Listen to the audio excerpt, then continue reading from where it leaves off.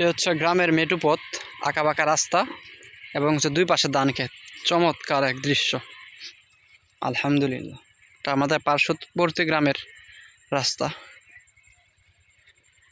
এবং এই রাস্তা হচ্ছে উন্নয়নের কাজ চলছে, খুব শীঘ্রই পাকা হয়ে যাবে।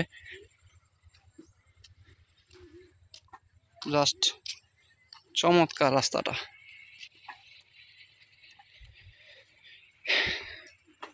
আস্তে আস্তে হচ্ছে এই জায়গাগুলো হচ্ছে ঘর বাড়িতে ভরে যাব। এই যে সামনে একটা ঘর দেখতেছেন, এটা 1-2 বছরের ভিতরে হয়েছে। এবং ওই পাশে একটা ঘর হচ্ছে, যেগুলো একসময় ছিল না কিছুই। খুব শীঘ্রই এখানে হচ্ছে প্রচুর ঘর বাড়ি উঠবো